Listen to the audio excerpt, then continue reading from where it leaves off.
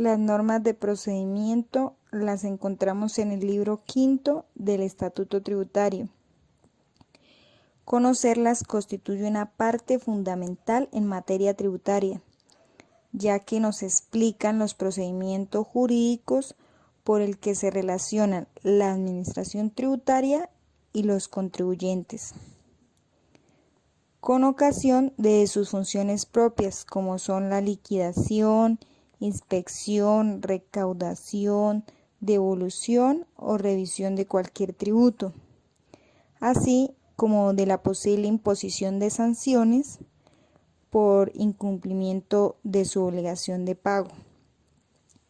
Su conocimiento es imprescindible para graduar el adecuado respeto a las normas legales por parte de la administración y los contribuyentes, así como de los procedimientos administrativos que deben estar sujetos a los principios constitucionales que regulan el deber de contribuir.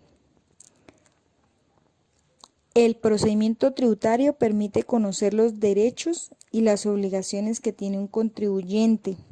Asimismo, cómo se deben cumplir las obligaciones, representa entonces las actuaciones que el contribuyente realiza, ya sea de manera personal o por intermedio de un representante, para cumplir con la obligación tributaria.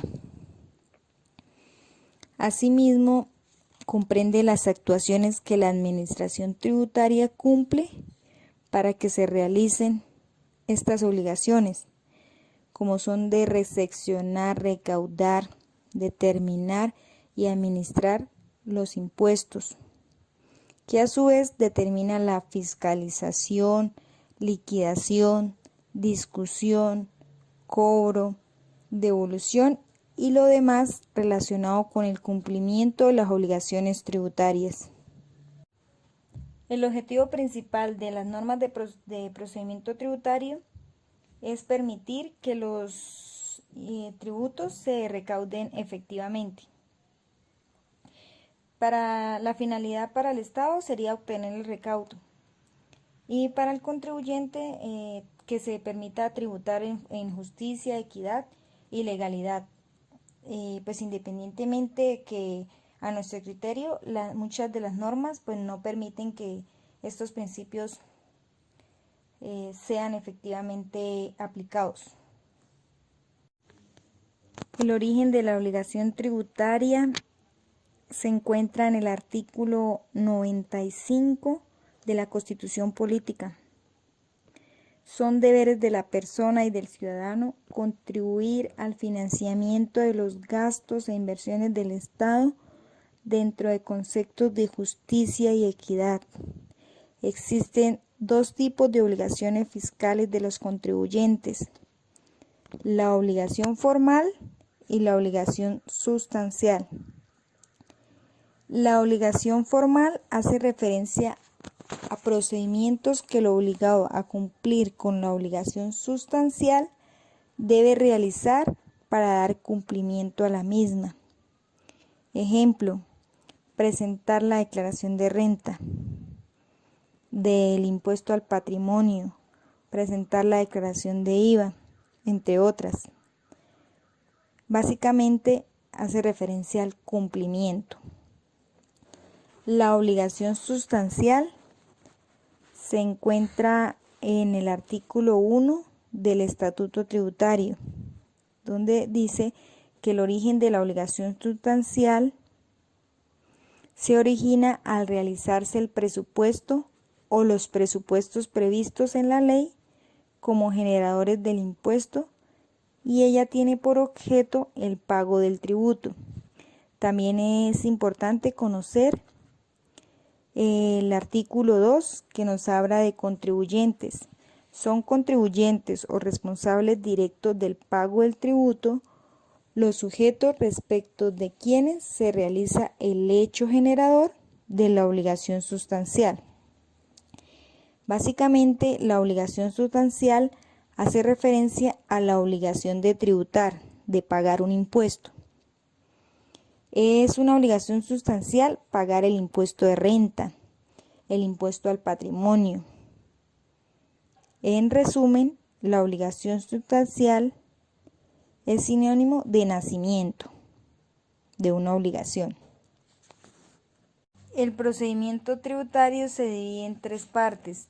Procedimiento tributario, que son ciertos procedimientos jurídicos que relacionan la administración tributaria con el contribuyente. El procedimiento administrativo de cobro coactivo, que es un procedimiento especial contenido en los artículos 823 y siguientes del Estatuto Tributario, que faculta a ciertas entidades para hacer efectivos directamente los créditos a su favor, sin necesidad de acudir a la jurisdicción ordinaria. Y por último, el régimen sancionatorio, que establece las infracciones en que pueden incurrir los declarantes y demás sujetos responsables de las obligaciones tributarias. Un punto relevante que considero antes de continuar con la temática es cómo se cuentan los términos en materia tributaria. El artículo 62 de la Ley 4 de 1913 menciona que en los plazos de días que se señalen en las leyes y actos oficiales se entienden suprimidos los feriados, a menos de expresarse lo contrario. En los de meses y años se computan según el calendario, pero si el último día fuere feriado, se entenderá el plazo hasta primer día hábil. Cuando la norma establece un plazo en días, estos empiezan a contar desde el día siguiente al que se notifica el acto administrativo. Tenemos un ejemplo de un acto administrativo que es notificado el día 6 de abril y el plazo es de 10 días. Los 10 días se empiezan a contar desde el día 7 de abril, como lo tenemos señalado en la imagen. Es decir, que el primer día de plazo es el día siguiente a la notificación, día 7. Por regla general, los plazos fijados en días no se consideran los días inhábiles o los no laborales, como son los domingos y los festivos. Es decir, que se descuentan esos días, a no ser que de forma expresa los plazos en días se fijen como calendario. Para días fijados como calendario, de acuerdo a la imagen, tenemos un ejemplo de recibido de un correo electrónico de fiscalización de la DIAN con fecha del 6 de abril del 2020 por el incumplimiento de una obligación tributaria.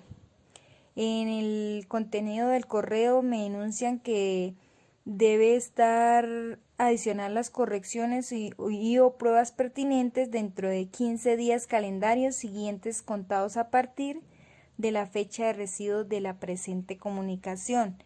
Entonces empezamos a contar desde el 7, pero todos los días como van continuos en el calendario. Es decir, que tenemos hasta el 21 de abril para dar respuesta al requerimiento. Y por último, ¿cómo contar los plazos fijados en meses? Como vemos en la imagen, tenemos en el calendario y como ejemplo tenemos que recibimos igualmente un correo electrónico de fiscalización de la DIAN el día con la misma fecha, abril 6 del 2020, y nos dice en el contenido del correo que a partir de la notificación de este requerimiento usted cuenta con 3 meses dentro de los cuales podrá dar respuesta. Los plazos fijados en meses se cuentan desde el día en que se recibe la notificación del acto administrativo, pues se toman según el calendario y deben coincidir con el mismo día calendario, es decir, se cuentan corrido. En este caso, los 3 meses yo tendría hasta el día 6 de julio para dar respuesta a este documento. Igualmente procede cuando el plazo es en años. Una vez entendido cómo se manejan los términos en materia tributaria, encontramos las etapas en la vía administrativa. La etapa que investiga, que corresponde a la parte de fiscalización, la discusión, que corresponde a la parte jurídica, y el cobro coactivo a la de cobranzas. Actualmente, la Administración de Impuestos comprende la División de Gestión de Fiscalización, que es la que investiga y determina, y la División de Gestión Jurídica, que es la que discute los actos administrativos. En la División de Gestión y Fiscalización, investiga el cumplimiento de obligaciones, la exactitud de las declaraciones tributarias, requerimientos ordinarios, inspecciones tributarias y contables, emplazamiento para declarar o para corregir, pliego de cargos y requerimientos especiales. Igualmente determina cumplimiento de las obligaciones que se encuentran las de aforo, revisión o corrección aritmética. Y determina la ampliación de requerimientos, resoluciones, sanciones o autos declarativos. La División de Gestión Jurídica, y que, como decíamos anteriormente, la que discute los actos administrativos mediante resoluciones de fallos de recursos, ya sea de reconsideración, reposición, apelación y revocatoria directa. Profundizando un poco más en el tema de las obligaciones formales, podemos encontrar la obligación formal de declarar y las diferentes de la obligación de declarar. En este caso podemos encontrar la obligación que tiene el contribuyente de informar, de facturar, de inscribirse en el RUT y de actualizar el RUT. La obligación formal de declarar se divide en dos: los omisos y los inexactos. Se pueden presentar tres situaciones con la declaración formal. Primero, cuando no se presentan, en este caso serían los omisos. Segundo, cuando se presentan de forma extemporánea. Y la tercera, cuando se presenta con errores, es decir, aquellas declaraciones inexactas. Revisaremos la primera situación, que es cuando son omisos, es decir, no se presentan. Encontramos los emplazamientos por no declarar, que se encuentra esta normativa estipulada en el artículo 715 del Estatuto Tributario. Seguidamente existe una declaración por no declarar, estipulada en el artículo 716 del Estatuto Tributario, y la liquidación de aforo en el artículo 717 del Estatuto Tributario. Bueno, en el caso del emplazamiento previo por no declarar, el artículo 715 del Estatuto Tributario dice que quienes incumplan con la obligación de presentar las declaraciones tributarias, estando obligados a ello, serán emplazados por la Administración de Impuestos previa comprobación de su obligación, para que lo hagan en el término de un mes, advirtiéndole de las consecuencias legales en caso de persistir su omisión. El contribuyente responsable, el agente retenedor o declarante que presente la declaración con posterioridad al emplazamiento debe liquidar y pagar la sanción por extemporaneidad en los términos previstos en el artículo 642. Cabe resaltar que a muchos contribuyentes, antes de iniciar cualquier proceso de emplazamiento, les llega un aviso persuasivo. Es importante aprovechar esta oportunidad para revisar y presentar la declaración, ya que si usted la presenta antes del emplazamiento, podrá liquidar la sanción, que se reduce a la mitad de la anunciada en el 642, y esta sanción es del 5% y la estipula el artículo 641 del Estatuto Tributario. Ahora vamos al artículo 642 que nos habla la sanción por extemporaneidad en la presentación de las declaraciones con posterioridad al emplazamiento, donde nos dice que el contribuyente deberá liquidar y pagar una sanción por extemporaneidad por cada mes o fracción de mes calendario de retardo equivalente al 10% del total del impuesto a cargo o retención objeto de la declaración tributaria. Ahora, la consecuencia de la no presentación de la declaración con motivo del emplazamiento, el artículo 716 del Estatuto Tributario, vencido el término que otorga el emplazamiento de que trata el artículo 715 del Estatuto Tributario, sin que se hubiere presentado la declaración respectiva, la Administración de Impuestos procederá a la aplicación de sanción por declarar prevista en el artículo 643. El artículo 643 del Estatuto Tributario, en su parágrafo 2, estipula que si dentro del término para interponer el recurso contra la resolución que impone la sanción por no declarar, el contribuyente o agente retenedor presenta la declaración, la sanción por no declarar se reducirá al 50% del valor de la sanción inicialmente impuesta por la DIAN, en cuyo caso el contribuyente o agente retenedor deberá liquidarla y pagarla al presentar la declaración tributaria. En todo caso, esta sanción no podrá ser inferior al valor de la sanción por extemporaneidad que se debe liquidar con posterioridad al emplazamiento previo por no declarar. La liquidación de aforo es el último recurso que tiene la administración o que utiliza para determinar oficialmente la obligación sustancial del contribuyente, es decir, de pagar el impuesto, de manera que previo a este último paso debe agotar otras medidas que están señaladas o que ya mencionamos en la norma, a fin de conseguir que el contribuyente sea quien declare y determine su obligación tributaria. En otras palabras, la liquidación de aforo sustituye la liquidación privada no presentada por el contribuyente.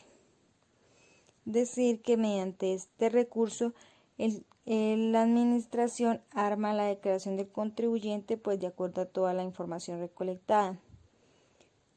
El Estatuto Tributario, en su artículo 717, dice que, como lo acabamos de mencionar, agotado lo previsto en los artículos 643, 715 y 716 del Estatuto Tributario, la Administración podrá, dentro de los 5 años siguientes al vencimiento del plazo señalado para declarar, determinar mediante una liquidación de aforo la obligación tributaria al contribuyente, al responsable, agente retenedor o declarante que no haya declarado. ¿Qué opción tiene el contribuyente? Tiene la opción de un recurso de reconsideración. Se encuentra en el artículo 720 del Estatuto Tributario. Dice que el recurso de consideración, salvo norma espesa en contrario, deberá interponerse ante la oficina competente para conocer los recursos tributarios de la Administración de Impuestos que hubiere practicado el acto respectivo, dentro de los 2 meses siguientes a la notificación del mismo.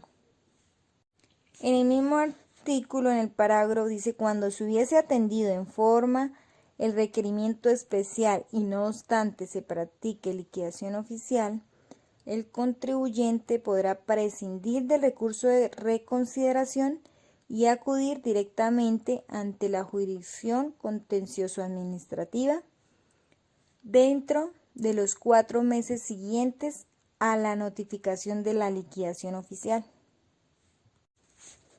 ¿Qué sucede si la autoridad tributaria no sigue este procedimiento mencionado anteriormente del artículo 717 del Estatuto Tributario? Dice que si no se llevan a cabo todas estas etapas, La consecuencia es la nulidad de la liquidación de aforo, como fue la decisión del Consejo de Estado en la sentencia 21766 del 2018.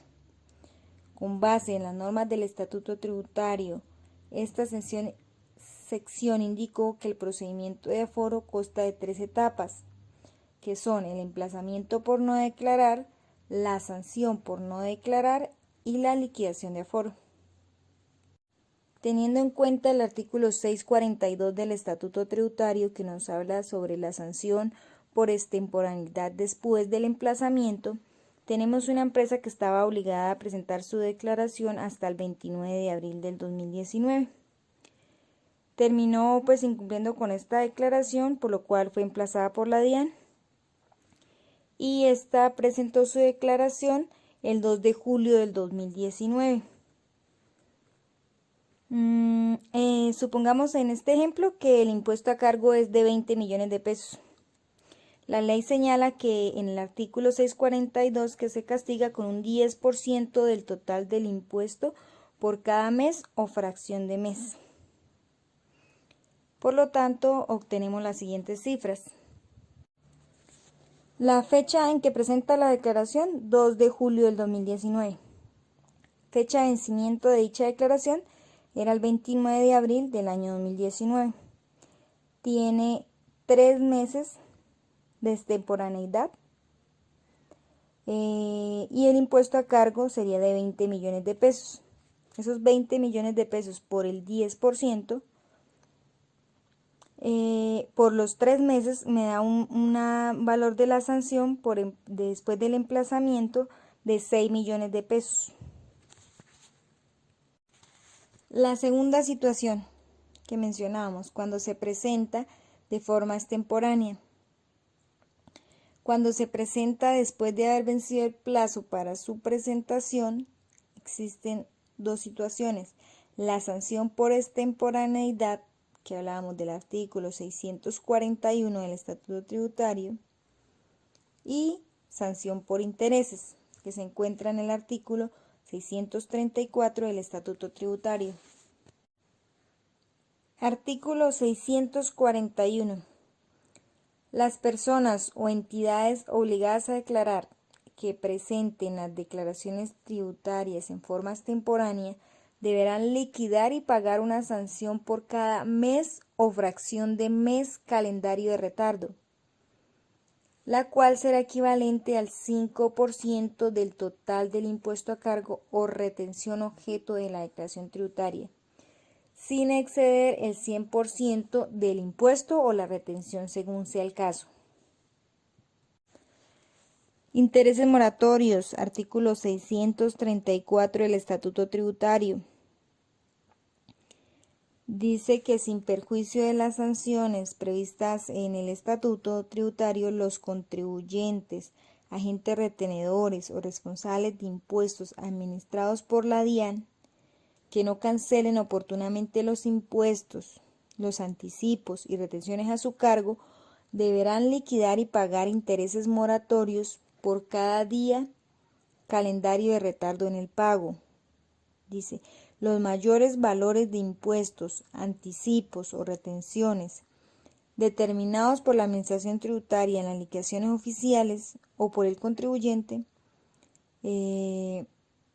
responsable o agente de retención en la corrección declaración, causará intereses de mora a partir del día siguiente al vencimiento del término en que debieron haberse cancelado por el contribuyente, de acuerdo con los plazos del respectivo año o periodo grave al que se refiere la liquidación oficial. Tenemos un ejemplo de la sanción por no declarar oportunamente cuando el contribuyente lo hace de forma voluntaria, según lo estipulado en el artículo 641 del Estatuto Tributario. Una empresa que tenía plazo para presentar su declaración hasta el 29 de abril del 2019 y por alguna razón terminó cumpliendo esta obligación el día 2 de julio del 2019, es decir, 3 meses después de su vencimiento. En este ejemplo tenemos un impuesto a cargo de 20 millones de pesos. Según el artículo 641, se castiga con un 5% del total del impuesto por cada mes de retardo o fracción de mes, y de esta forma obtenemos lo siguiente.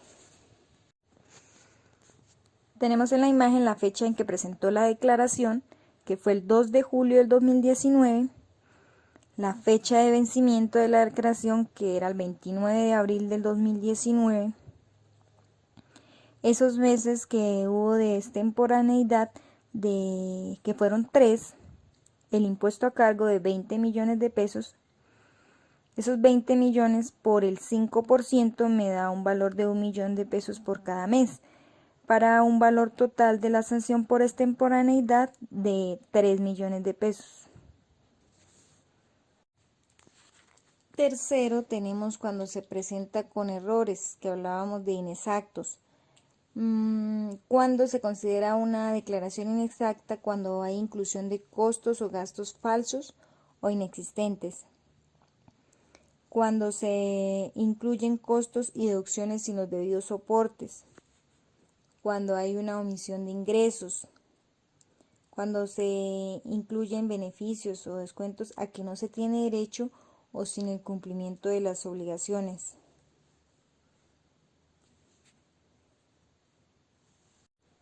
Dentro de las facultades de fiscalización de la DIAN, encontramos la de realizar requerimientos de información a los contribuyentes mediante un requerimiento ordinario. Este requerimiento es un oficio mediante el cual exige al contribuyente, al responsable, al agente de retención o a terceros la presentación de documentos que contengan el registro de las operaciones y las transacciones.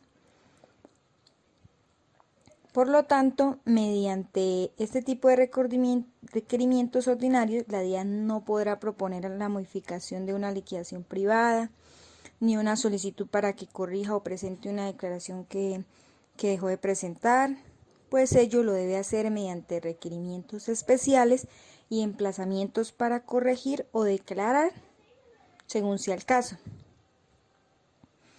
El artículo 261 de la Ley 223 de 1995 menciona que cuando se hagan requerimientos ordinarios o solicitudes de información por parte de la DIAN, el plazo mínimo para poder responder será de 15 días calendario.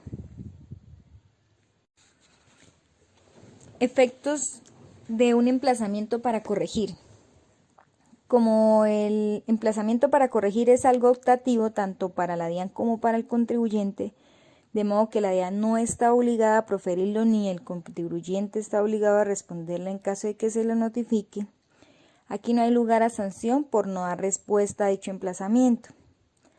Al respecto, en la sentencia 21-029 del 14 de junio del 2018, señala que conforme al artículo 685 del Estatuto Tributario, el emplazamiento para corregir es un acto facultativo de la Administración, que no resulta obligatorio o indispensable en el proceso de la determinación de un tributo. Entonces encontramos dos aspectos o efectos importantes que pueden darse o ser considerados para el contribuyente. Primero, la sanción por corrección, que se encuentra estipulada en el artículo 644 del Estatuto Tributario. Dice que deberá liquidar una sanción del 10% cuando la corrección se hace de manera voluntaria y un 20% cuando ya hay de por medio un emplazamiento. Otro efecto importante es la firmeza de las declaraciones tributarias. El emplazamiento para corregir tiene otro efecto adverso para el contribuyente, y aquí es la suspensión del término de firmeza de la declaración tributaria emplazada. Así lo señala el inciso 4 del artículo 706 del Estatuto Tributario. También se suspenderá el término para la notificación del requerimiento especial durante el mes siguiente a la notificación del emplazamiento para corregir. En consecuencia, el término de firmeza pues ya no será de 36 meses, sino de 37 meses, lo que da pues un mayor margen a la DIAN para hacer mejor su proceso de fiscalización, para hacer un mejor trabajo, ¿verdad? Es importante señalar que el emplazamiento para corregir que suspende los términos es aquel que se notifica antes de la inspección tributaria y no durante o después de ella, tal como lo señala la sección cuarta del Consejo de Estado en la sentencia 19382 del 5 de marzo del año 2015. ¿Qué hacer cuando se recibe un emplazamiento? Lo primero es evaluar la realidad. ¿Eso qué quiere decir? Revisar la declaración y determinar si en efecto debe o no corregir. Y lo segundo es, si la DIAN tiene la razón, proceder a corregir. Y si no, dar la respuesta de la forma más adecuada y acertada en cuanto a desvirtuar estos hechos. Recordemos que la finalidad del emplazamiento para corregir es que el contribuyente corrija su propia declaración y pague la sanción menos gravosa y evitar pues a la DIAN un desgaste administrativo en la medida en que el contribuyente es persuadido para que cumpla voluntariamente sus obligaciones tributarias, de acuerdo a lo que la ley exige.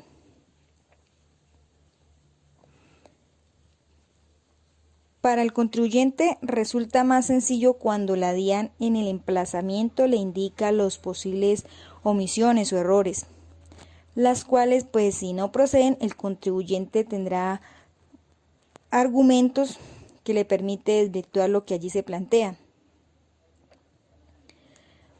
Pero cuando la DIAN de forma indeterminada emplaza a corregir, que es la forma más común, el contribuyente pues acá no sabe qué es la información que la DIAN tiene de sus posibles errores, ni lo que espera que se corrija.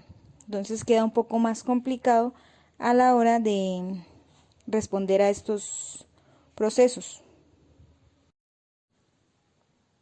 Bueno, cuando el contribuyente da respuesta a la DIAN de ese emplazamiento, pueden suceder lo siguiente, que la DIAN acepte lo que es la respuesta y diga, bueno, decide hacer un auto de archivo. Este auto de archivo pues no es definitivo, sí, en cualquier momento la DIAN puede volver a tomar la información y abrir el proceso al contribuyente. O si el contribuyente da respuesta y no satisface lo que allí planteaba este emplazamiento, la DIAN puede emitir un requerimiento especial.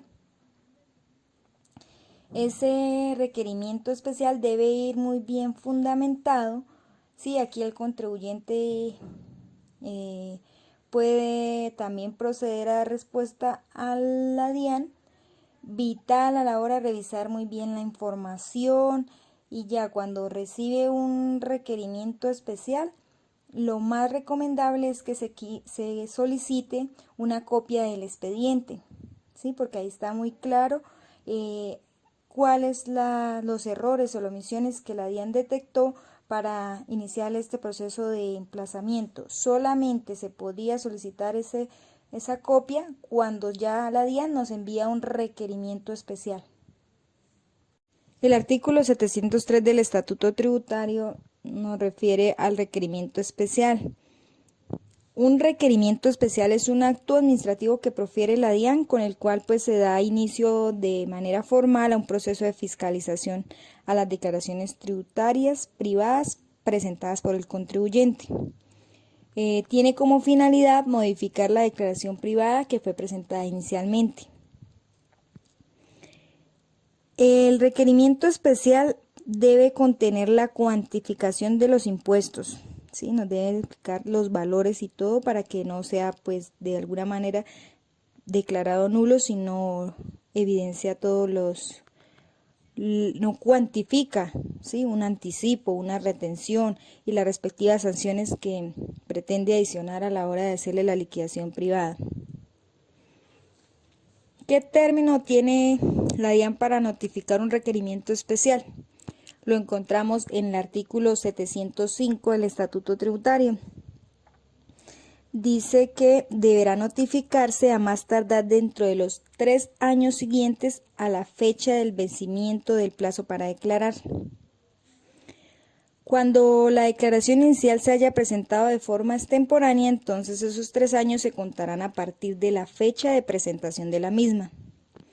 Y cuando la declaración tributaria presente un saldo a favor del contribuyente o del responsable, el requerimiento deberá notificarse a más tardar 3 años después de la fecha de presentación de la devolución o la compensación respectiva.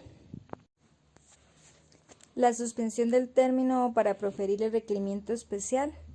Dice que el término que tiene la DIAN para notificar el requerimiento especial pues es por regla general 3 años, pero ese término también se puede ver suspendido en los casos en que señala el artículo 706 del Estatuto Tributario. Primero, cuando se practique inspección tributaria de oficio, por el término de 3 meses, contados a partir de la notificación del auto que la decrete. Segundo, cuando se practique una inspección tributaria a solicitud del contribuyente, agente retenedor o declarante mientras dure la inspección. Y por último, también se suspenderá el término para la notificación de requerimiento especial durante el mes siguiente a la notificación del emplazamiento para corregir. Para revisar un poco pues el término que la DIAN tiene para notificar un requerimiento especial, aquí incluyendo los diferentes casos en que se suspenden dichos términos, hemos planteado el siguiente supuesto. Tenemos un contribuyente que debía presentar su declaración de renta correspondiente al año gravable 2018 el 15 de septiembre del 2019. Entonces tenemos 3 años para que la DIAN notifique, ¿sí? Es decir, tenemos hasta el 15 de septiembre del 2022. Aquí la DIAN emite un emplazamiento para corregir, es decir, suspende por un mes más adicional, es decir, hasta el 15 de octubre del 2022. Posterior a ello se da un auto de inspección tributaria, la cual suspende por otros 3 meses, ¿sí?, para notificar o para llevar a cabo el requerimiento especial en este caso. Tiene hasta el 15 de enero del 2023. Como se puede observar, si la DIAN hace uso de los recursos que la ley le ofrece, pues para ampliar el tiempo a su favor, puede notificar el requerimiento especial dentro de los 40 meses siguientes a la fecha en que se vence el plazo para declarar o la fecha en que se presenta la declaración, si ésta pues se ha hecho de forma extemporánea. La suspensión por los 4 meses, siempre que los 2 actos administrativos no se profieran pues simultáneamente, pues en tal caso los tiempos pues se suspenden al ser coincidentes y no se acumulan. En un requerimiento especial, el contribuyente debe conocer con exactitud los hechos que se le imputan. El contribuyente debe poder identificar en el requerimiento especial de qué se le está acusando. Es importante que este requerimiento contenga tanto los hechos como las razones que motivaron a la DIAN para actuar. Pues esto en desarrollo del principio del debido proceso y el derecho a la defensa, puesto que si no se le informa con claridad al contribuyente sobre las razones de los hechos que se le imputan, pues éste difícilmente podrá defenderse ante las acusaciones de la DIAN. De acuerdo a esto, la sección cuarta del Consejo de Estado en sentencia 1763 del 6 de diciembre del 2012 dijo que tanto el requerimiento especial como la liquidación oficial son actos administrativos que requieren ser motivados, pues si la autoridad tributaria rechaza la liquidación privada presentada por el contribuyente, debe poner en conocimiento de éste los motivos del desacuerdo, para permitirle ejercer su derecho de contradicción. Si no se aclaran todos los motivos, si no se evidencian, puede ser una causal de nulidad. Para ello, en el artículo 730 del Estatuto Tributario, en su inciso 4, dice: cuando se omitan las bases gravables, el monto de los tributos o la explicación de las modificaciones efectuadas respecto de la declaración o de los fundamentos del aforo. ¿Qué pasa si el contribuyente no responde a ese requerimiento especial? La DIAN procede a proferir una liquidación oficial de revisión donde determina el impuesto o las retenciones a cargo del contribuyente. Se pierde aquí la oportunidad para reducir la sanción por inexactitud planteada por la DIAN en el requerimiento. Si no responde al requerimiento especial, también se pierde una oportunidad para ejercer su derecho de defensa. Existen unos beneficios que el contribuyente que corrija parcial o totalmente la declaración con ocasión al requerimiento especial o pues a su ampliación, podrá disminuir la sanción por inexactitud a una cuarta parte de su valor. Sí, esto lo encontramos en el artículo 709 y 713 del Estatuto Tributario. También dice que se disminuirá el tipo de interés aplicable. No será el de la tasa de usura, sino el de interés bancario corriente, pues para las modalidades de un crédito de consumo más 2 puntos. Artículo 590 del Estatuto Tributario. ¿Qué se puede corregir en una corrección que sea provocada? Dice: la sección cuarta del Consejo de Estado ha manifestado que el contribuyente solo puede corregir los aspectos considerados en el requerimiento especial, por cuanto pues ya ha perdido la oportunidad de corregir voluntariamente cuando tiene libertad para corregir todo lo incluido en la declaración tributaria. El Consejo de Estado, en la sección cuarta de la sentencia de octubre 30 del 2008, en su expediente 16254, señaló que ha sido criterio reiterado en la sala en relación a la corrección de las declaraciones con ocasión del requerimiento especial, que tiene pues connotaciones diferentes a cuanto esta es voluntaria, porque la corrección provocada de los artículos 709 y 713 del Estatuto Tributario solo faculta al contribuyente para modificar su declaración en relación con los hechos que han sido objeto del requerimiento o de la liquidación oficial.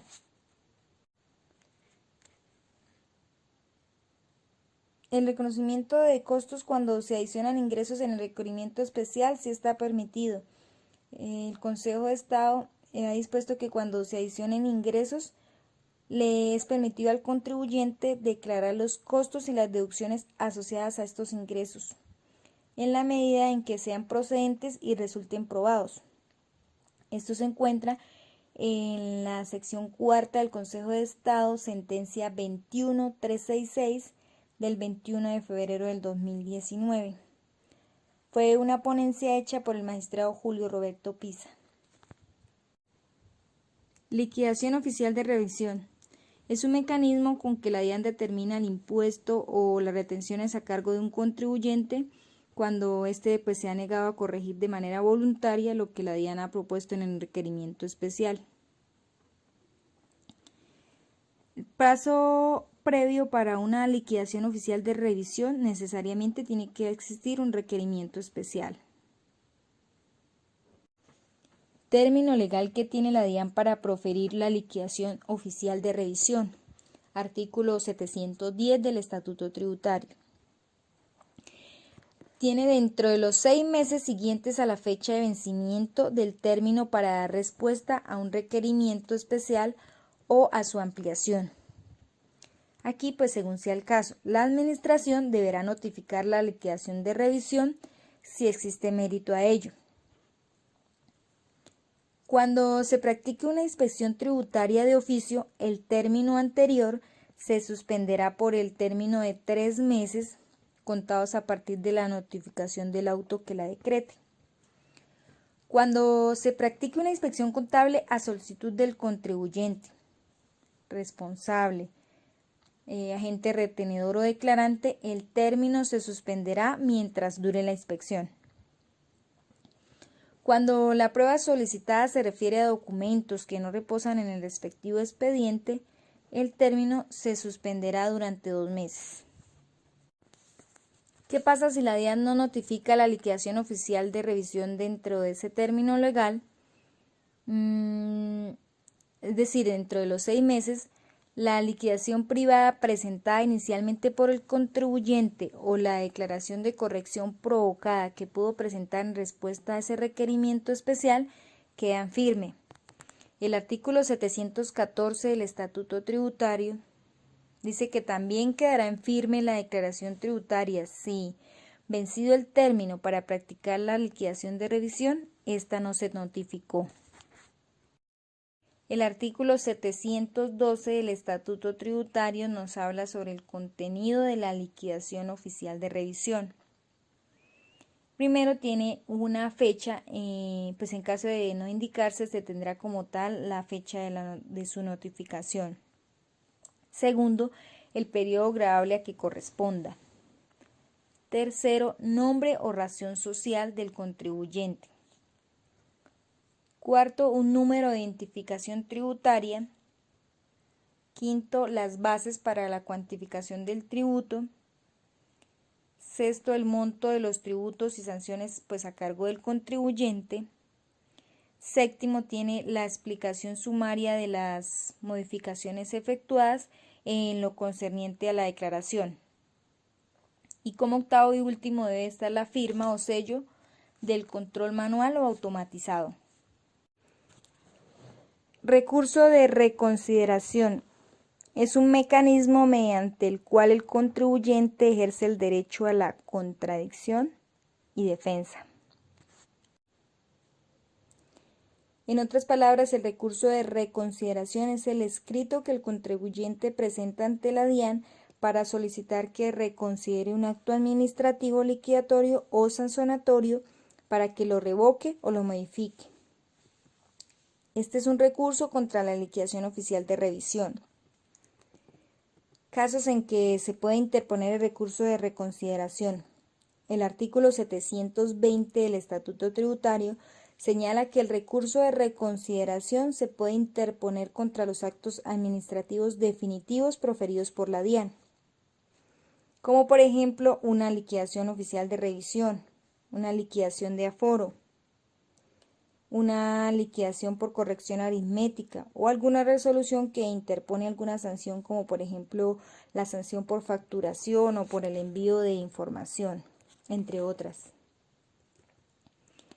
El parágrafo de ese artículo 720 del Estatuto Tributario dice que cuando se hubiera atendido pues en debida forma el requerimiento especial y pues no obstante se practique una liquidación oficial, el contribuyente podrá prescindir del recurso de reconsideración y acudir directamente ante la jurisdicción contencioso administrativa dentro de los 4 meses siguientes a la notificación de la liquidación oficial. Plazo que tiene el contribuyente para interponer el recurso de reconsideración. En el mismo artículo 720 del Estatuto Tributario señala un plazo de 2 meses para interponer dicho recurso. Son 2 meses calendario que se cuentan desde el día en que se notifique el acto administrativo. Si no presenta el recurso de reconsideración, el acto administrativo queda en firme, pues se interpreta como una aceptación del contribuyente. Consecuencias de interponer extemporáneamente el recurso de reconsideración. Si el contribuyente presenta el recurso de reconsideración por fuera del plazo que tiene para hacerlo, este será inadmitido y el acto administrativo respectivo adquiere firmeza. Por ejemplo, en el caso de la liquidación oficial de revisión, esta queda en firme y se convierte en un título ejecutivo con el que la DIAN puede iniciar un proceso de cobro coactivo. Liquidación oficial de corrección aritmética. Artículo 697 del Estatuto Tributario. Se presenta error aritmético en las declaraciones tributarias cuando, primero, a pesar de haberse declarado correctamente los valores correspondientes a los hechos imponibles o las bases gravables, se anota como valor resultante un dato equivocado. Segundo, al aplicar las tarifas respectivas, se anota un valor diferente al que ha debido resultar. Y tercero, al efectuar cualquier operación aritmética, resulte un valor equivocado que implique un menor valor a pagar por el concepto de impuestos o de un anticipo, una retención a cargo del declarante o un mayor saldo a favor para compensar o devolver. El contenido de la liquidación oficial de corrección aritmética se encuentra en el artículo 700 del Estatuto Tributario y dice que la liquidación de corrección aritmética deberá contener la fecha, en caso de no indicarla, se tendrá como tal la de su notificación, el periodo gravable a que corresponda, el nombre o razón social del contribuyente, el número de identificación tributaria y el error aritmético cometido. El término en que debe practicarse la corrección. Artículo 699 del Estatuto Tributario. Dice que deberá proferirse dentro de los 2 años siguientes a la fecha de presentación de la respectiva declaración. El artículo 646 del Estatuto Tributario indica que la sanción se calcula aplicando el 30% del mayor valor a pagar o menor saldo a favor determinado, según sea el caso, sin perjuicio pues de los intereses moratorios a que haya lugar. La sanción de que trata este artículo se reducirá a la mitad de su valor si el contribuyente, el agente retenedor o declarante, dentro del término establecido para interponer el recurso respectivo, acepta los hechos de la liquidación de corrección, renuncia al mismo y cancela el mayor valor de la declaración de corrección junto con la sanción reducida. Tenemos un ejemplo de la sanción en la liquidación aritmética. Una empresa que se constituyó en el año 2017 presenta la declaración correspondiente al año gravable 2018, liquidando el anticipo de renta de este año gravable, o sea, es decir, del 2018, a la tarifa del 25%, debiéndola liquidar al 50%. Como la ley señala que se aplicará una sanción equivalente al 30% del mayor valor a pagar o el menor saldo a favor, se obtiene lo siguiente. Como observamos en la imagen, tenemos la declaración inicial de renta correspondiente al año gravable 2018 y la declaración después de la sanción, ¿sí? Que es, como sabemos, del 30%. En la declaración inicial de renta del 2018 encontramos los ingresos, unos costos y deducciones, una renta líquida ordinaria, la liquidación de la renta presuntiva y una renta líquida gravable de 63.177.000 pesos. Tarifa de renta para ese año 2018 el 33%, me da un impuesto de renta de 20.848.000 pesos. Tenemos unas retenciones que se le practicaron en ese año por valor de 1.570.000 y en esta declaración inicial se liquidó el anticipo de renta para el año siguiente con un porcentaje del 25%. Ese porcentaje menos las retenciones que se le practicaron dio un valor de 3.642.000 pesos, lo que genera un valor a pagar de 22.920.000. Después de la sanción, tenemos los mismos datos de ingresos y de rentas con el mismo impuesto de renta por 20.848.000 El anticipo de renta, ya haciéndolo por el porcentaje que debió hacerse inicialmente del 50% y descontando las respectivas retenciones, me da un valor de 8.854.000 pesos, con un valor a pagar de 28.132.000. Como observamos, el anticipo 2, que fue el de después de la sanción, esos 8.854.000. Y el anticipo en la declaración inicial, 3.642.000, con una diferencia de 5.212.000. Ese valor por el 30% me genera una sanción de 1.563.600 pesos, que deberá cancelar el contribuyente. Tenemos en la imagen un resumen de las principales sanciones en las que se expone el contribuyente por no cumplir con sus obligaciones tributarias. Recordemos que existen obligaciones formales y obligaciones sustanciales. La primera, la sanción por extemporaneidad, señalada en el artículo 641 del Estatuto Tributario. Nos habla de un porcentaje del 5 y del 10%. Segundo, sanción por corrección.